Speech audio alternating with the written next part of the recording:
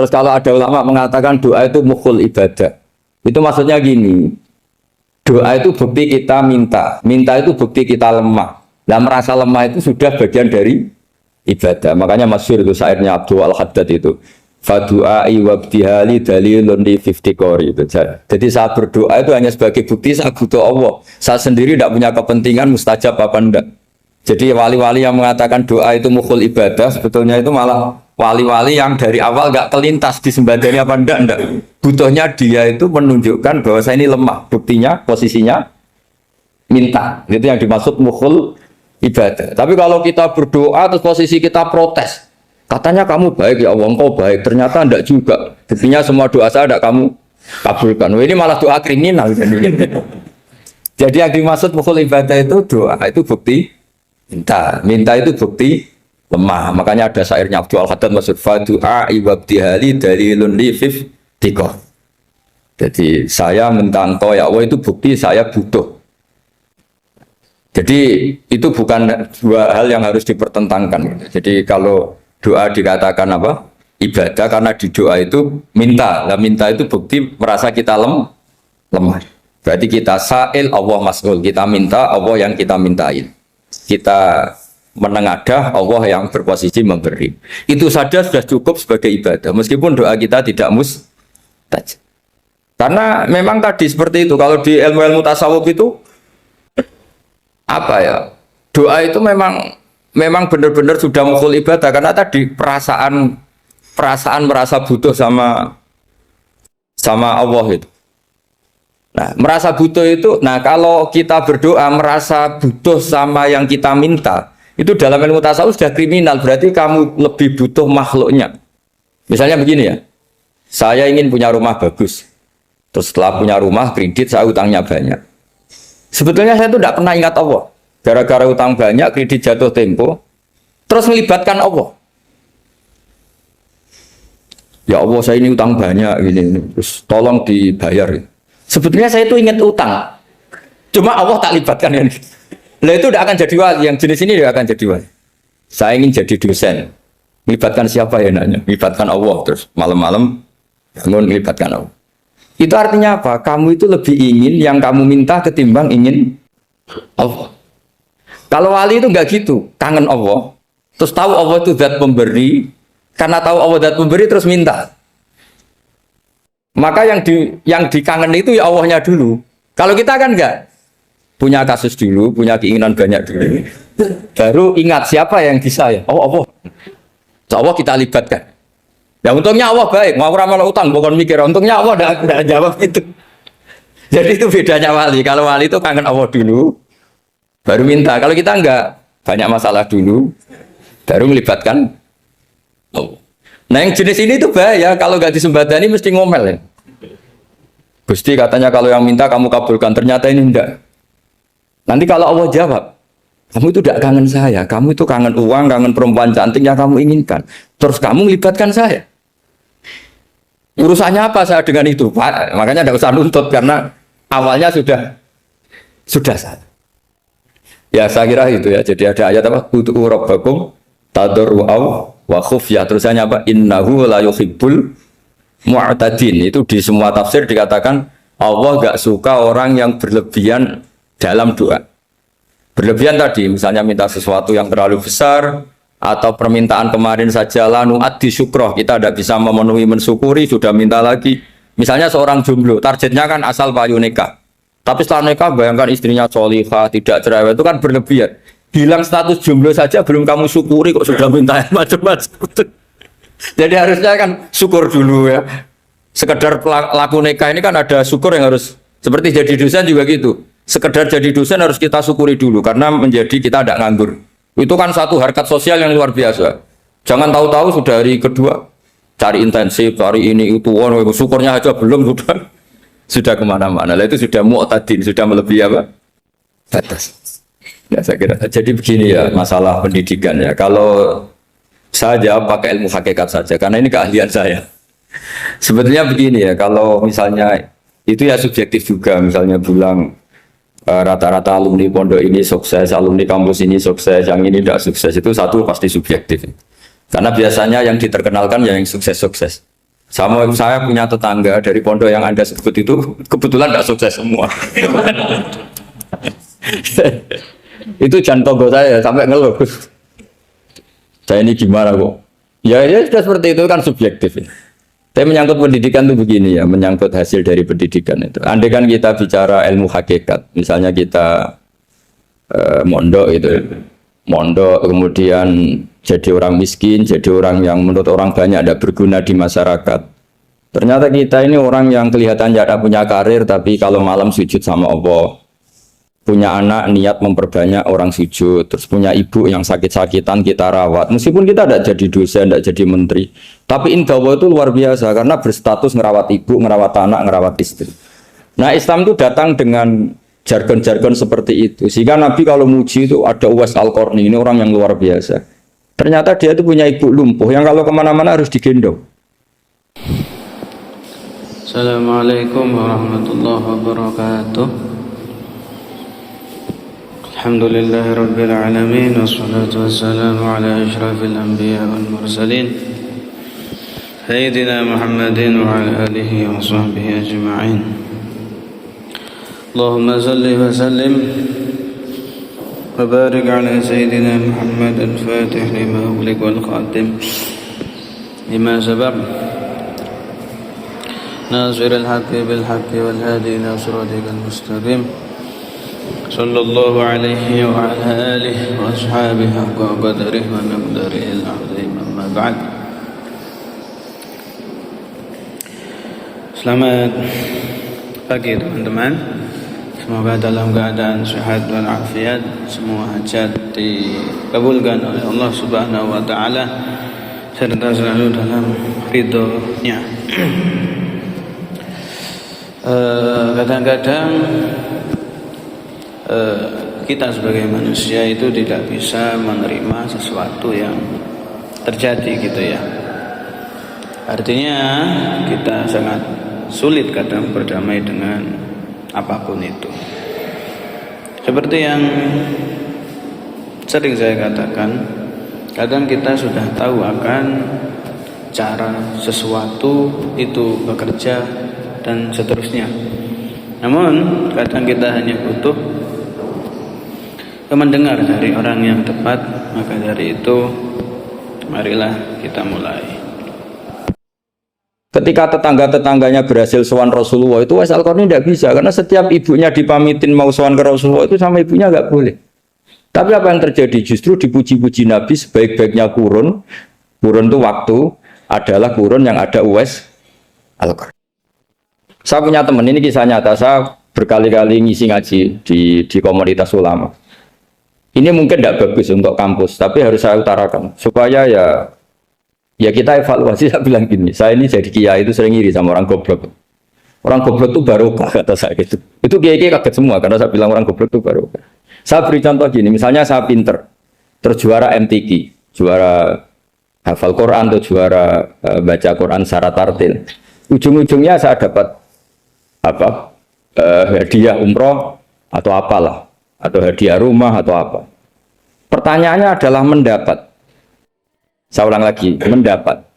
Sementara ada santri yang bodoh, gara-gara bodoh itu dosen UI yang enggak, jadi kiai yang enggak, akhirnya dia jadi bekerja di Korea. Barokahnya bodoh tadi. Karena di Korea melihat orang ateis, akhirnya dia kepikiran bikin masjid. Sebagian gajinya disumbangkan untuk masjid. Ini bodoh pendiri masjid. Tapi kita gara-gara dosen dakwah di masjid, ini pinter dapat uang dari masjid. Nah ini bukan nyindir, ini biasa saja. Ini maksud saya. Maksud saya, kamu jangan ngabaikan hidup. Akhirnya apa yang terjadi? Saya ini punya teman ini betul. Saya ini kan kecelok dulu tuh Gus Alim. Nasib saya di mana-mana dihormati. Kadang saya merasa dosa. Kok dihormati? Saya punya teman, dulu gobloknya minta ampun, sekolah, sekelas sama saya. Gobloknya, soalnya gobloknya harus disepakati. Sudah. Ya, goblok mujmalah ya kira-kira. Singkat cerita, dia itu hidup di pedalaman Kalimantan, sekitar tahun 92. Dulu kan biasalah, di dalam hutan itu pasti ada penebangan hutan macam. Dia ada bosnya, yang jelas dia ada bosnya. Saya yakin juga agak kriminal. Karena dia tidak yang illegal logging. Pokoknya ditakdir dia hidup di tengah hutan. Ikut orang. Setelah itu dulu nggak ada HP. Sering kirim surat ke saya, Gus, saya ini hidup di tengah hutan. Tapi saya ini Muslim pernah mondok. Kalau nggak bikin Jumat itu nggak enak. Bikinlah dia Jumatan. Nah karena dia pernah ngaji fikih Syafi'i, kalau Jumatan nggak ada orang 40 itu harusnya zuhur tidak Jumatan. Tapi orang yang kerja di situ tidak mau. Wong dino Jumat kok zuhuran loh Pak. Kalau dino Jumat ya Jumatan ya. Tanya saya, Gus itu kalau ada kaulnya enggak supaya Jumatan ndak orang 40 sah. Singkat cerita dia lama-lama jadi pendiri masjid di situ. Dia punya sedikit gaji ya dipakai masjid, punya sedikit tanah diwakafkan untuk masjid. Artinya apa? Indawa ini banyak orang duduk, ternyata di komunitasnya dia muassis, pendiri, pemberi. Sementara kita yang keceluk pinter, dapat umroh, dapat bonus. Kira-kira nanti kita ketemu Allah. Kamu pernah nyumbang Islam apa? Yang bodoh jawab, oh nanti Gusti bikin masjid di pedalaman. Kita yang pinter. Kayaknya kalau memberi, enggak lah Gusti. Reputasinya mendapat. Ketika Nabi memenangkan perang Badar, itu ada Asra Badrin, tawanan-tawanan perang Badar. Nabi suka musyawarah, suka rembukan. Ya Abu Bakrin, menurut kamu tawanan ini diapakan? Kata Abu Bakar, hum asyiratuka. Mereka itu keluarga engkau, orang-orang Quraisy. Ya dibebaskan saja. Pakai tebusan. Nanti uang itu kita kelola supaya jadi penguat Islam. Dan orang-orang ini merasa utang jasa karena harusnya dibunuh, tapi kita bebaskan. Terus tanya, bagaimana kamu ya Umar menurut kamu? Kata Umar, ini kan orang-orang yang dulu ingin bunuh kamu. Yang ingin menghabisi jenengan, ingin dan sudah ngusir jenengan. Ya setelah ketangkap ya dibunuh, kok repot. Apa kata Rasulullah? Rasulullah spontan ngendikan, innama salaka ya Abu Bakrin kama sali Ibrahim. Kamu ibarat kayak Nabi Ibrahim. Izqala faman tabi'ani fa innahu minni wa man asani fa innakal ghafurur rahim. Jadi Nabi Ibrahim itu unik. Melihat umat itu sesyafakoh itu. Syafakoh itu banget sayangnya. Nabi Ibrahim cara berpikir, faman tabi'ani fa innahu minni. Orang yang ikut saya ya Allah pasti golongan saya. Tentu layak masuk surga. Wa man asani, orang yang mendurhakai saya, fa innakal ghafurur rahim. Engkau Maha Pengampun. Bukan yang mendurhakai langsung masuk neraka, enggak. Engkau Maha Pengampun. Wa masaluka ya Umar kama salin Nuh isqala rabbila tadzar ala ardi minal kafirin dajar. Umar, kamu mirip Nabi Nuh, inginnya semua orang kafir dihabisin. Ya masyhur kan Nabi Nuh itu enggak ingin ada orang kafir sampai ada banjir tufan. Nah kalau sampean tanya bedanya apa dengan garis keras sekarang? Bedanya ya beda sekali. Kalau Nabi Nuh benci sama orang kafir itu diserahkan yang punya. Sehingga yang punya yaitu Allah yang menghukum dengan banjir bandang. Tapi kalau kita kan kadang kita bertindak sendiri. Jadi potensi disalahkan. Yang jelas dalam hadis-hadis sahih, Nabi Nuh itu tidak bisa mensyafaati karena itu. Ketika diminta syafaat, ini hadis sahih bukan ada di Bukhari, ada di Muslim. Karena biasanya kalau di kota itu ditanya ini sahih enggak? Untungnya yang tanya kadang enggak paham, ini alhamdulillahnya jadi wah repot. Nabi Nuh itu diantara sebabnya enggak bisa mensyafaati adalah pernah corong Jawa maksudno kaume. Kalau dalam bahasa Arab itu da'a li Zaidin berarti mendoakan positif, kalau da'a la Zaidin mendoakan negatif. Kalau orang Jawa itu ada doa, ada pasat. Nabi Nuh adalah orang yang pernah maksudkan kaumnya. Nah, saya cerita sedikit tentang Nabi Nuh dan Nabi Ibrahim. Nabi Ibrahim dianggap tadi cerminannya Abu Bakar, dianggap niru Ibrahim, cerminannya Umar, dianggap niru Nabi siapa? Nabi Nuh. Lalu kalau sampean tanya, bedanya gimana? Begini logikanya. Kita mengkaji secara akademik begini. Ada ulama besar, namanya Abdul Hasan Asyadzili, itu masyhur di Indonesia menjadi Thariqah Asyadziliyah. Terus ada seorang muridnya minta gini, ya Abdul Hasan Asyadzili, tolong saya dikasih ijazah supaya saya tidak pernah maksiat di bumi ini. Karena saya takut sama Allah, kalau saya maksiat itu merasa tidak nyaman dengan Allah. Abdul Hasan Asyadzili ini malah marah besar. Atuhibbu alla tadhharu maghfiratu. Kalau kamu tidak pernah maksiat, berarti kamu suka maghfirahnya Allah Ta'ala itu tidak kelihatan, karena nggak ada yang maksiat. Tapi bukan dukung kamu yang tidak ada, ini cerita ilmiah. Tapi kalau Said Abdul Al-Haddad itu kebalikannya. Ada orang fasik gitu, hidup berkeliaran, mengganggu masyarakat, ganggu ketertiban agama. Ada kiai atau siapa gitu mendoakan supaya tobat atau dikasih panjang umur supaya nanti bisa tobat.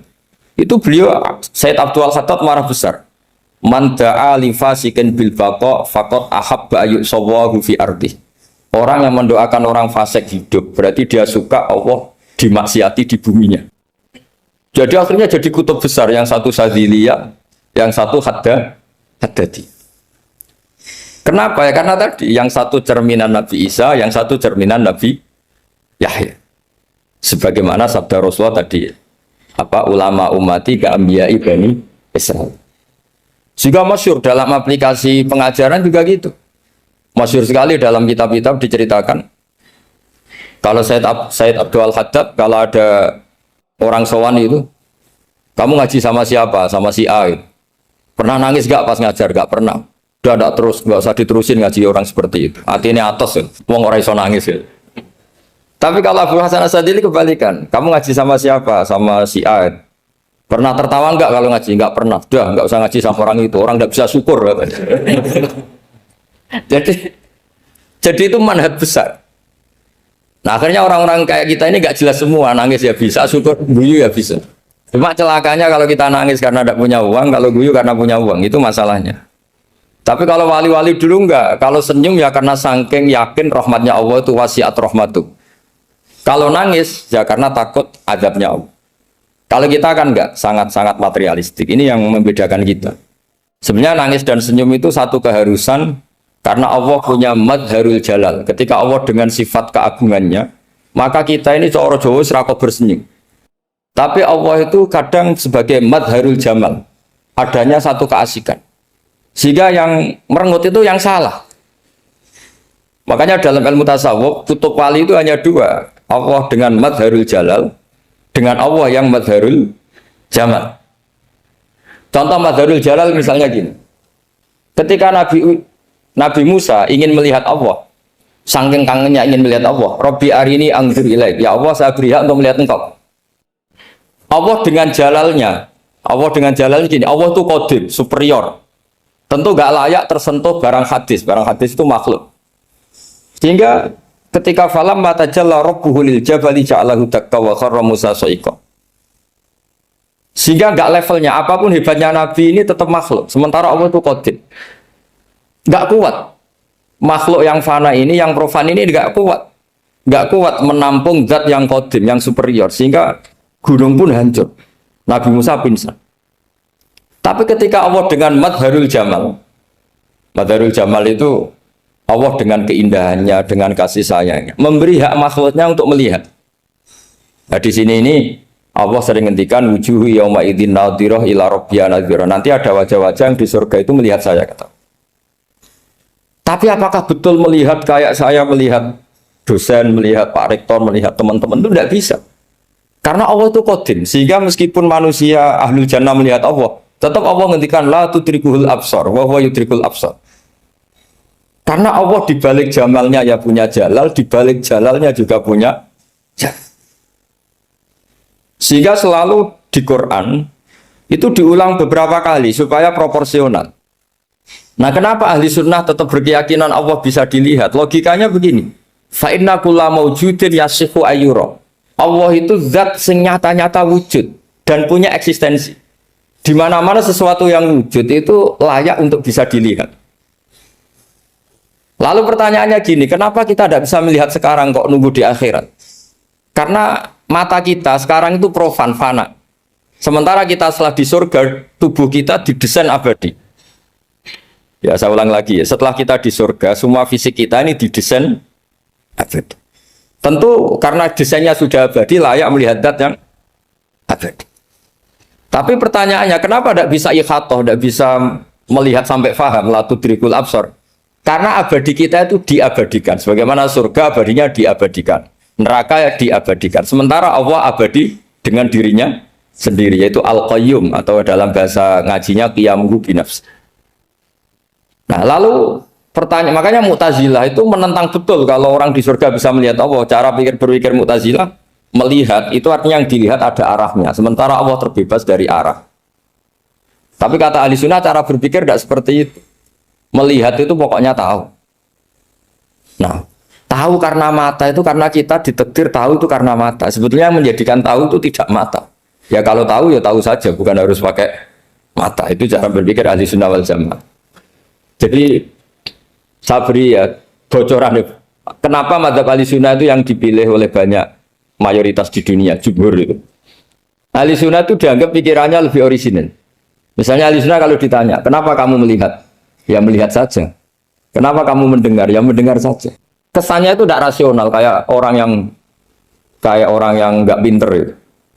Tapi sebetulnya itu yang benar.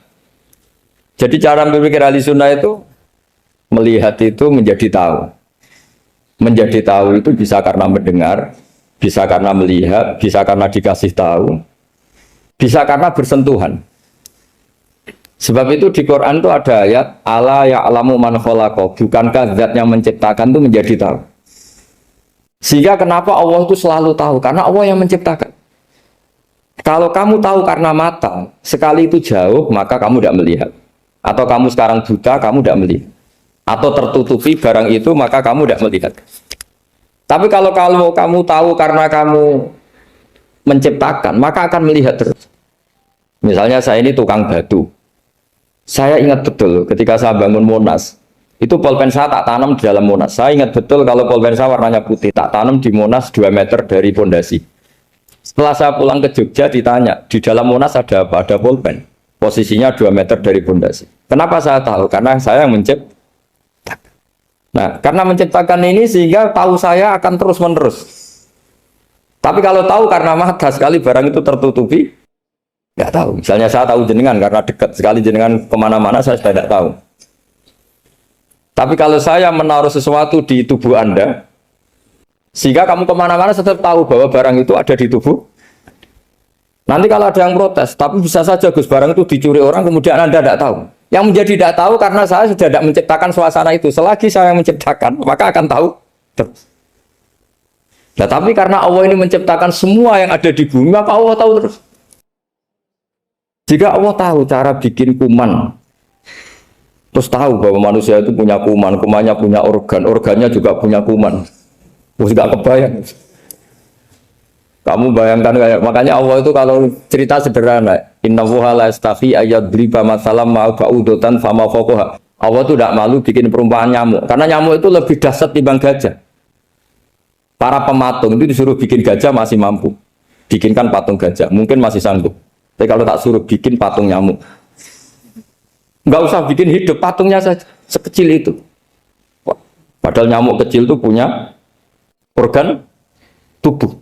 Lalu bikinnya organ tubuh nyamuk itu kayak apa? Organnya punya kuman, kumannya punya organ, organnya juga punya kuman. Sehingga orang-orang alim itu baca nyamuk itu lebih jadi ayat Allah ketimbang melihat dinosaurus. Tapi sekarang orang itu nggak tertarik ceritanya. Jadi beda perasaannya orang alim sama orang awam. Kalau orang awam tuh melihat mukjizat kan yang dasar-dasar kayak dinosaurus, gajah, wow gitu. Kalau orang alim nggak, malah melihat nyamuk. Kealiman seperti itu terjaga di umatnya Muhammad, di umatnya Rasulullah Muhammad SAW. Karena ketika umat ini nggak ditumbuhi para nabi, itu Allah menjamin Muhammad, ulama umatmu nanti punya kemampuan seperti nabi. Tentu tidak dalam keutamaan ya, keutamaan tentu nggak sekelas sama nabi. Kenapa itu terjadi? Karena tadi para nabi ini mewakili sekian. Kalau kita sangat mencintai Indonesia, maka kita akan tegas siapapun yang ingin menghancurkan Indonesia. Itu kira-kira cerminan Nabi Nuh. Kalau kita sangat mencintai Allah, maka kita akan benci sebenci-bencinya sama orang yang mendurhakai Allah. Tapi masalahnya, Allah yang kita cintai itu memaklumatkan diri kalau bersifat ghafur, pengampun. Sehingga kalau kita terlalu kasar, ini kan yang kita cintai bersifat ghafur kok kita kasar.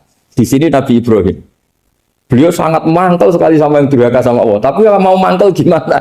Zat yang mengajarkan itu bersifat ghafur. Maka kita mau tidak mau. Makanya ada riwayat mengatakan takhallaku bi akhlaqillah, kamu bertata krama kayak akhlaknya Allah. Akhirnya ya sudah, kita mau apa coba? Kira-kira kalau kamu mencintai seseorang, itu potensinya akan dua, protektif. Ada telepon itu dari siapa? Cewek atau cowok? Protektif. Itu bukti cinta apa bukti suudon kan tidak tahu. Tapi misalnya kamu cinta perempuan terus WA-an sama lelaki gak apa-apa, jalan sama lelaki gak apa-apa, sama masa lalunya pacarnya juga gak apa-apa. Itu cinta apa pembiaran? Kan sama-sama gak jelas. Nah kira-kira mencintai Allah itu kira-kira analoginya seperti itu. Kalau yang satu protektif, Allah harus zat satu-satunya yang disembah. Gak boleh didurhakai, gak boleh dikhianati kok. Sehingga ini sangat keras sekali. Nah, ini Nabi Nuh. Di sini ada Nabi Ibrahim karena orang yang zat yang kita cintai bersifat ghafur. Jika kalau kita terlalu tegas beda dengan sifatnya Allah yang bersifat ghafur. Nah umatnya Nabi seperti itu mulai dulu. Ada yang moderat, ada yang keras, ada yang setengah keras, setengah moderat. Ada yang nggak ambil sikap, urip mangan turu, sementara mati. Itu lebih baik itu timbang punya istihad tapi gak jelas mendingan. Itu ada riwayatnya. Suatu saat ibadah akhir umatku terbaik adalah tidur. Maksudnya tidur itu gak ngambil sikap, masyhur itu. Saya beri riwayat yang ada di Bukhari Muslim.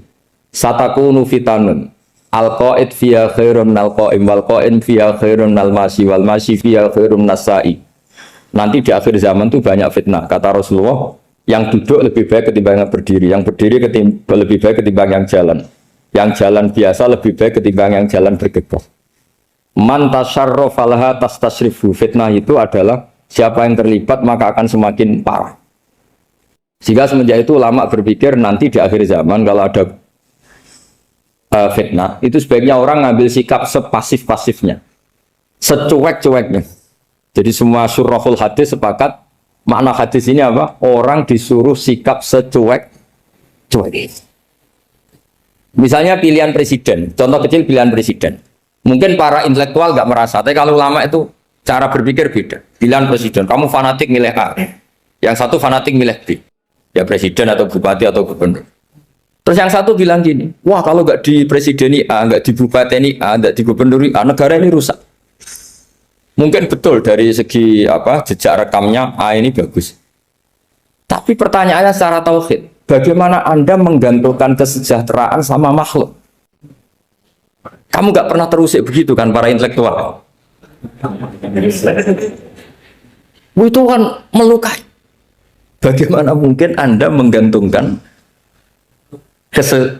kesejahteraan dengan seorang makhluk? Wah kalau di presiden A pasti Indonesia makmur, kalau bupati A pasti Sleman makmur, pasti Bantul makmur.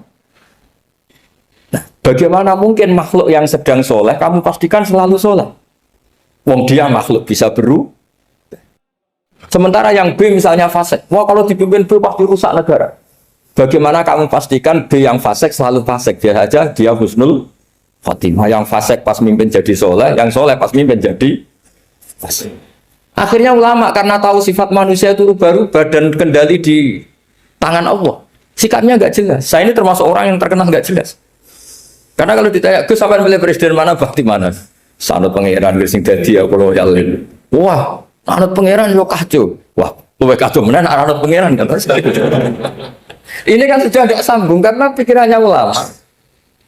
Memang nggak beda, cara berpikir ulama itu beda. Bahkan bapak saya itu kalau didik saya itu begini. Kalau meseli saya atau ngirim saya dulu itu kan pakai mesel. Ini uang kamu 500.000 untuk kamu. Mesti ditambahi 100.000 ini untuk buat jajan sama teman-teman. Mesti ada uang pokok, ada uang sodako. Dulu saya sering tanya, kenapa bapak sangat menghormati teman-teman saya? Kata bapak, kowe mondok aku ora iso nyukupi, sing iso nyukupi ya kanca-kanca. Ternyata betul, rata-rata anak kuliah atau anak mondok, uang pribadinya kan 8 hari dari dikirim sudah habis. Berarti kan masih 22 hari kok bisa hidup itu kan barokahnya teman-teman itu. Malah yang agak beling itu 1 hari sudah habis, berarti ada 29 yang bergantung sana sini. Sehingga Nabi dulu cara ngendikan itu unik. Kata Nabi, da'un nasa yarzuqu wahu ba'duhum ba'du. Menusau barnawa, engko saling memberi rezeki. Ketika ada collab, Medina itu pernah collab, terus sekarang pernah defisit. Beberapa pakar ekonomi datang ke Rasulullah, ya Rasulullah, sa'ir, tolong dikasih harga standar. Tapi apa jawabannya Nabi? La tusairu fa inna Allaha huwal musair. Kamu jangan kasih harga, Allah sendiri yang menentukan harga itu. Terus kata Nabi, kenapa engkau begitu ya Rasulullah? Ini negara harus ditentukan harga karena gini-gini. Kata Nabi, saya tidak ingin ketemu Allah dalam keadaan dolim. Tapi ini tentu di teori ilmu modern ini masalah. Tapi menurut orang modern. Tapi kalau menurut ilmu hakikat itu nggak akan masalah. Misalnya, kenapa Nabi tidak menentukan harga dalam keadaan negara seperti itu? Jawabannya pakar-pakar hakikat. Ya saya ulang lagi pakar-pakar hakikat. Begini, misalnya ada orang menimbun supaya nanti harganya mahal. Terus ditimbun terus sampai nunggu harganya mahal. Lama-lama dia sadar kalau timbunannya nggak ada gunanya karena ternyata orang nggak beli. Nah, ketika orang nggak punya kemampuan beli, yang menimbun juga nggak punya uang. Nah, tapi kalau sampean tanya, tapi Gus nak tuku barang pokok kan kita mati karena kehabisan stok. Itu masalah tauhid Anda. Bagaimana mungkin kamu bayangkan seorang makhluk tidak bisa hidup atau nggak dapat rezeki? Nabi itu orang yang sampai ke derajat hakikat dari tidak pernah bayangkan gitu. Salah sampean jadi orang yang tauhidnya masalah. Sehingga terus bayangkan, wah kalau negara ini kayak, wah kita makan apa? Kalau negara nggak stabil, wah kita gimana? Itu tidak bisa seperti itu. Dulu ketika kita dijajah Belanda, itu kiai-kiai kita, Mbah Hasyim Asy'ari, Mbah Ahmad Dahlan, mondoknya di Mekah. Sampai alim alama, dua beliau, Mbah Hasyim sama Mbah Ahmad Dahlan itu ngajinya sama-sama Syekh Khotib Minangkabau. Cuma Mbah Hasyim lebih menekuni ke Syekh Mahfud Termas, yang satu menekuni Syekh Khotib Minangkabau. Jadi dua beliau itu ngaji di guru yang sama. Mbah saya, buyut saya itu ya sudah mondok Mekah. Zaman dijajah Belanda. Sekarang kita agak dijajah, agak mondok di sana. Buyut saya itu zaman itu sudah haji. Buyut kelima saya. Itu dulu kalau ingin cari tempat yang teduh, itu masuk ke gua. Itu masuk gua itu hanya kepalanya saja. Kakinya masih di luar. Karena gua di Arab tidak seperti gua di sini. Kalau gua di sini kan orang bisa masuk semua. Kalau gua Arab kan hanya celah-celah batu-batu besar. Sehingga ketika Rasulullah hijrah ke Madinah, singgah di Gua Sur, kata Abu Bakar gimana? Andai kan ada orang kafir di depan gua, kata Abu Bakar gimana? Andai kan mereka melihat kakinya, pasti melihat kita. Karena gua di sana itu satu tubuh tidak bisa masuk penuh. Kalau gua di sini kan ada yang mobil saja bisa masuk. Nah, itu bahasanya kalau mau istirahat itu masuk gua, separuh badan di dalam gua, separuhnya masih di luar. Nah sekarang terus kita bilang, wah kalau kita negara tidak stabil, kita haji kemana dulu? Zaman dijajah Belanda kita. Jadi yang perlu saya terangkan, di antara sifat dasar orang-orang baik adalah di mana saja, kapan saja itu memberi manfaat. Termasuk tentu saat paling sulit. Jadi Nabi Isa menceritakan dirinya itu wa ja'alani mubarakan nama kuntu, saya ditakdir Allah berada di mana saja memberi berkah, memberi kemanfaatan bagi orang lain. Ada beberapa cerita tentang Nabi Isa. Jadi perlu diketahui ada 3 nabi yang seperiode. Satu Ibrahim dan Nabi Lut. Ibrahim itu sama Nabi Lut itu pernah paman. Kedua Nabi Musa dan Harun. Sebetulnya yang jadi nabi itu Nabi Musa, tapi Nabi Musa karena alsak, lisannya Anda jelas, minta Nabi Harun, ya tentu minta kepada Allah supaya Nabi Harun jadikan nabi. Terus ketiga, Nabi Isa dan Yahya. Yahya bin Zakaria, terus Isa ini pernah keponakan Zakaria. Kira-kira kalau di Jawa ya misanan antara Yahya dan siapa? Isa. Jadi ada 3 nabi yang seperiode. Tapi yang paling berkompeten, yang sederajat kira-kira seperti itu hanya Isa dan Yahya. Karena Nabi Lut dan Nabi Ibrahim itu beda level. Karena Lut ini pernah keponakan, jadi hubungannya kira-kira yang murid dan guru. Terus Musa dan Harun itu juga nggak level, karena Nabi Harun ini jadinya Nabi itu atas permohonan Nabi Musa. Sehingga meskipun Harun itu kakaknya, tapi nggak berani bantah. Jadi Nabi Musa itu dalam cerita, beliau itu alsak. Alsak itu lesannya agak kedal. Tapi ini alsak yang barokah. Jadi dulu ceritanya Musa kecil, karena dia seorang Nabi, beliau seorang Nabi. Itu kalau melihat Fir'aun itu mangkelnya bukan main. Padahal kecilnya dirawat Fir'aun. Singkat cerita mulai kecil sudah usil. Kalau melihat Fir'aun itu ya jenggotnya dipakai mainan. Pokoknya nakal. Lama-lama Fir'aun curiga, dasar orang Israel. Nabi Musa ini turunan Israel. Lama-lama Fir'aun itu yakin kalau itu sengaja. Akhirnya Fir'aun mau membunuh Musa. Terus kata istrinya Fir'aun, Musa itu masih anak kecil, jadi seperti itu ya bawaan anak kecil, bukan bawaan kebencian terhadap orang Kipti, orang Mesir. Kalau dalam bahasa kitab kuno Mesir itu Egypt al-Kipti, makanya disebut Maria al-Kiptiyah. Kalau orang sekarang bilang Egypt itu bahasa kunonya Mesir itu al-Kiptiyah. Nah, memang secara bahasa Arab Mesir itu nggak mungkin, bahasa Arabnya Mesir itu nggak mungkin karena Misro itu maknanya kota. Jadi kalau kamu bilang kamu kemana, ke Misro, ke kota, lah ya kota mana, ya kota Mesir, itu bisa debat kusir. Jadi ya kayak kita lah, kita sekolah di mana, di madrasah. Madrasah terjemahnya apa? Sekolah. Nah, kemudian oleh istrinya Fir'aun ya gini saja, buktikan kalau Musa itu masih anak kecil.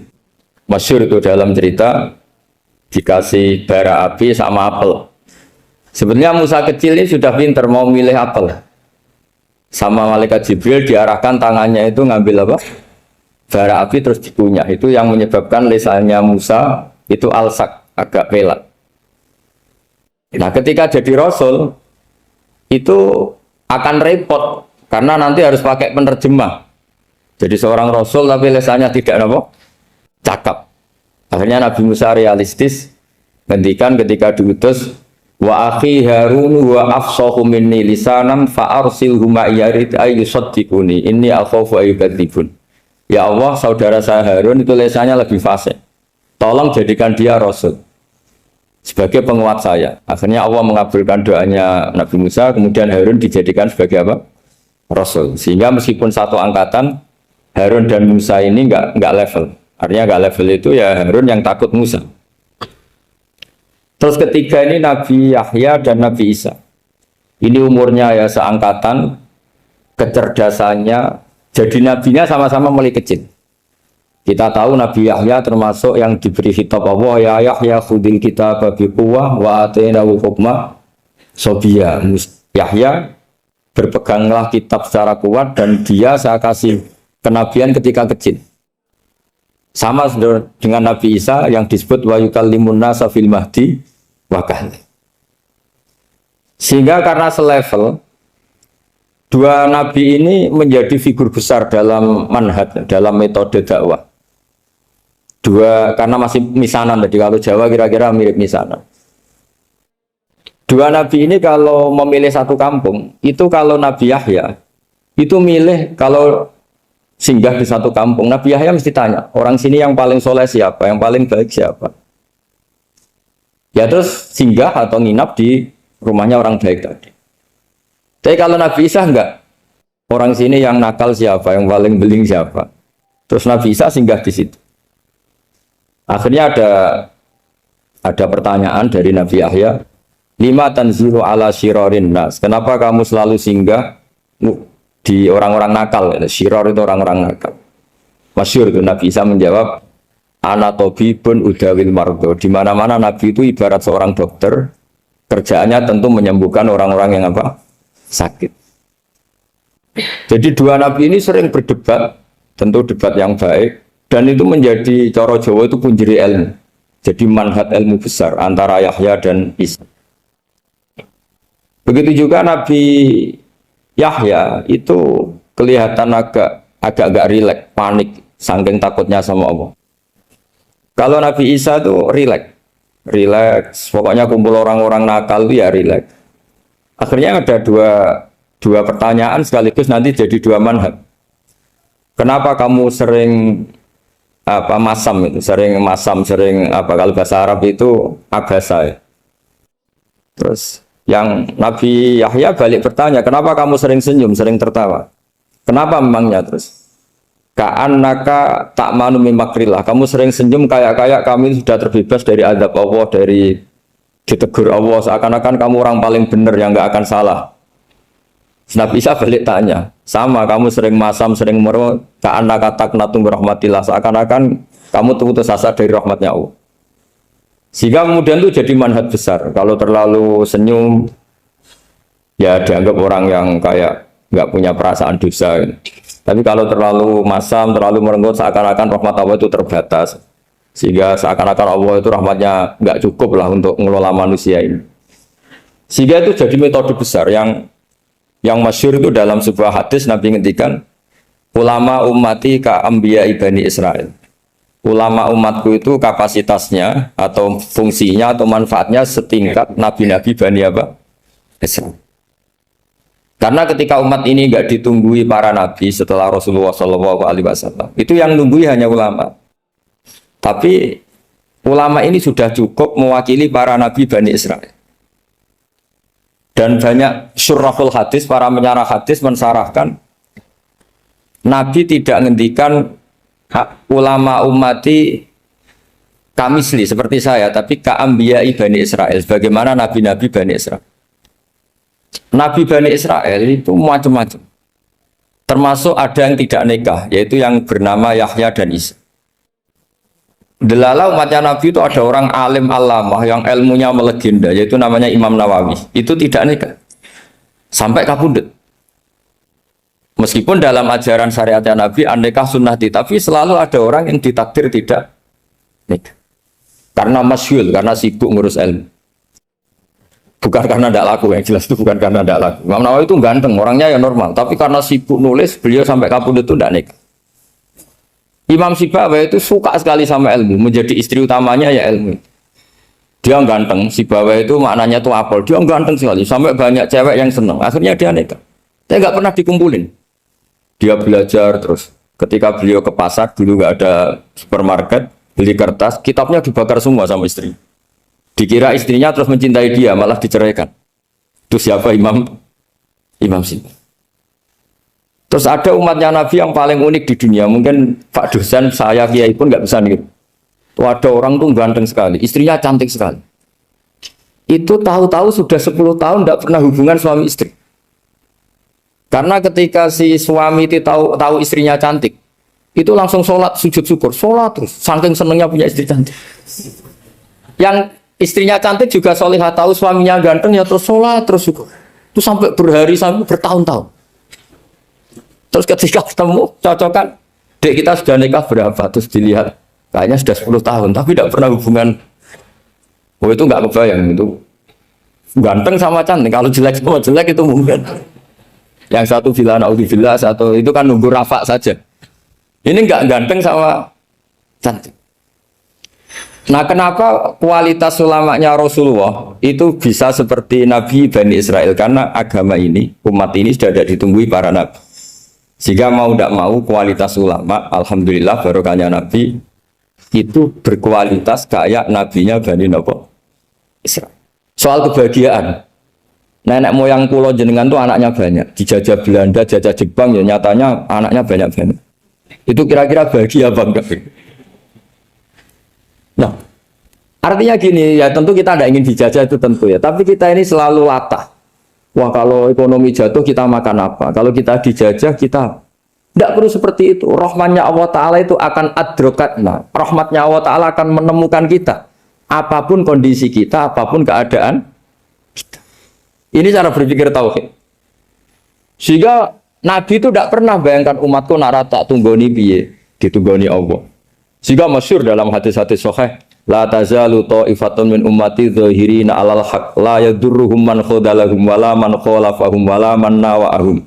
Selalu di umatku ada kelompok-kelompok yang selalu membela kebenaran dan tidak akan terkalahkan oleh kesesatan di akhir zaman. Kenapa? Cara berpikir orang tauhid itu sederhana begini. Allah menamakan dirinya Al-Hadi, penunjuk jalan. Dan sifat Allah pasti nafidah karena Allah tidak terkalahkan. Sama seperti Allah menyifati dirinya Ar-Razzaq, Ar-Razik yang memberi rizki. Maka orang segoblok apapun, selumpuh apapun, selemah apapun tetap dapat rizki. Sama, Allah mensifati dirinya Al-Hadi, memberi petunjuk. Maka zaman serusak apapun orang tetap dapat petunjuk. Sehingga kita tidak perlu khawatir, wah nanti zaman kalau sudah rusak nasib Islam gimana? Ya coba sekarang, nasib Islam gimana? Ya baik-baik saja.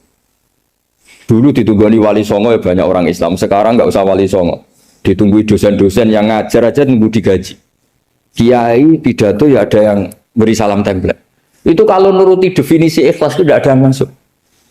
Tapi meskipun demikian agama juga jalan. Kenapa agama ini jalan? Karena Allah Al-Hadi, penunjuk jalan. Ketika Allah mensifati dirinya penunjuk jalan dan sifatnya Allah pasti nafidah, pasti terjadi. Karena Allah tidak pernah gagal. Sehingga agama ini akan ada terus sampai akhir zaman. Coba Amerika kayak apa? Islamofobia. Di Amerika tambah lama tambah banyak Islam. Eropa juga gitu. Australia juga gitu. Anda kan nuruti teori sosial. Sudah dunia sudah materialistik kayak gini, orang dohirnya itu akan meninggalkan agama. Nyatanya tidak juga. Saya pernah di Korea seminggu. Itu di negara ateis. Itu TKI ke sana tuh nyari uang. Ternyata ya kepikiran bikin masjid, bikin komunitas Islam. Coba siapa yang menggerakkan hati itu?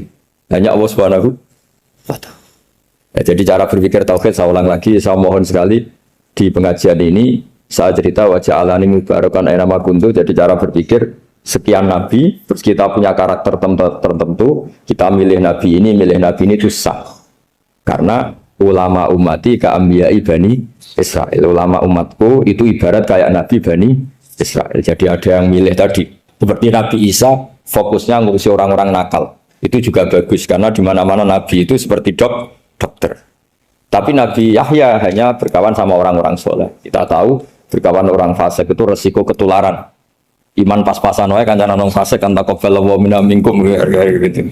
Wong kamu sendiri tidak sehat-sehat amat berteman orang penyakitan kan bahaya.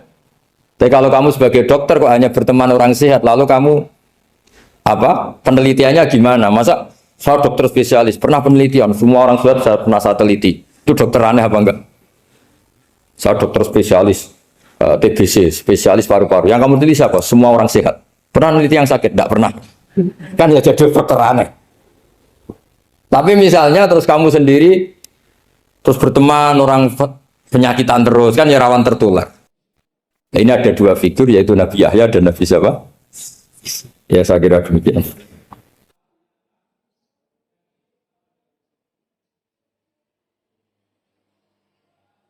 Ketika tetangga-tetangganya berhasil sowan Rasulullah itu Wais Al-Qarni tidak bisa karena setiap ibunya dipamitin mau sowan ke Rasulullah itu sama ibunya nggak boleh. Tapi apa yang terjadi? Justru dipuji-puji Nabi sebaik-baiknya kurun itu waktu adalah kurun yang ada Uwais Al-Qarni.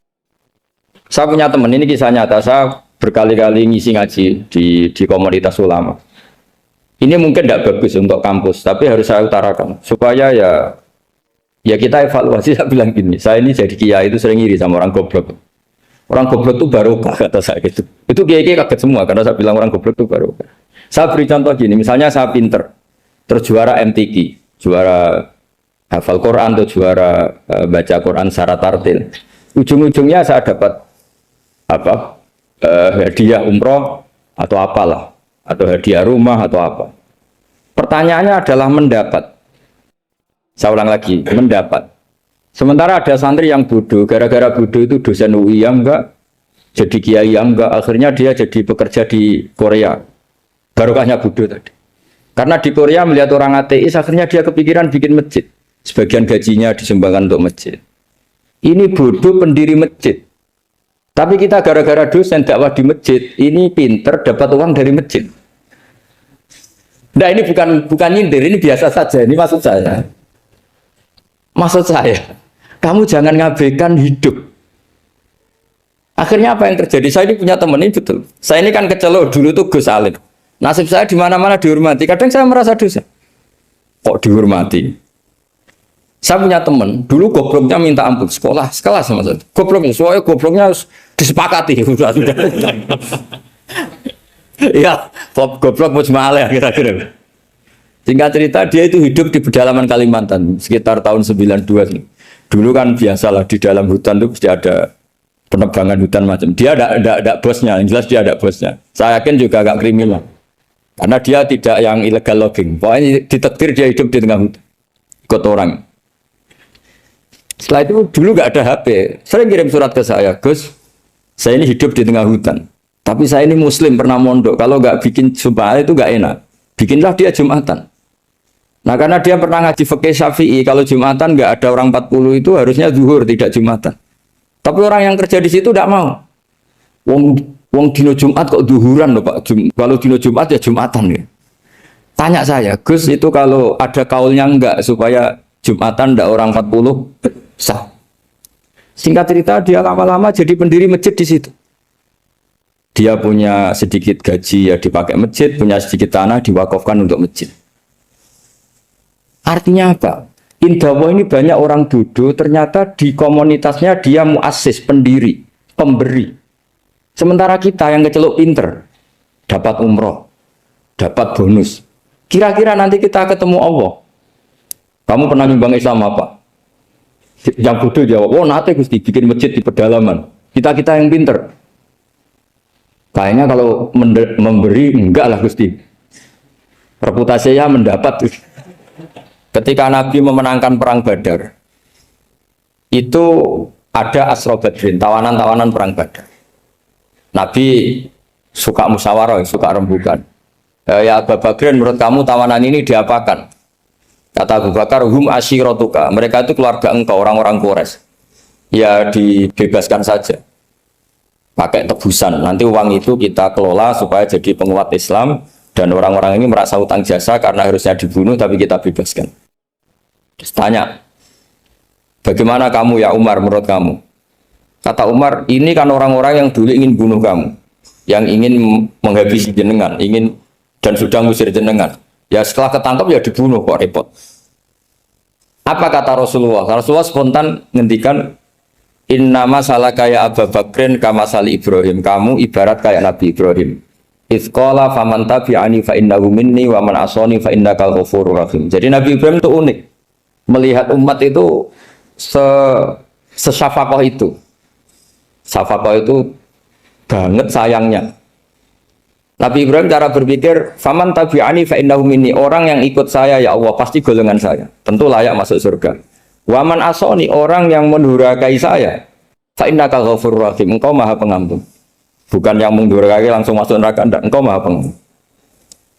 Wa masalu kaya Umar kama salin Nuh. Isqala rabbil la tadzar ala ardi minal kafirin dajar. Umar, kamu mirip Nabi Nuh. Inginnya semua orang kafir dihabisin. Ya masyhur kan Nabi Nuh itu enggak ingin ada orang kafir sampai ada banjir tufan. Nah kalau sampean tanya bedanya apa dengan garis keras sekarang? Bedanya ya beda sekali. Kalau Nabi Nuh benci sama orang kafir itu diserahkan yang punya. Sehingga yang punya yaitu Allah yang menghukum dengan banjir bandang. Tapi kalau kita kan kadang kita bertindak sendiri. Jadi potensi disalahkan.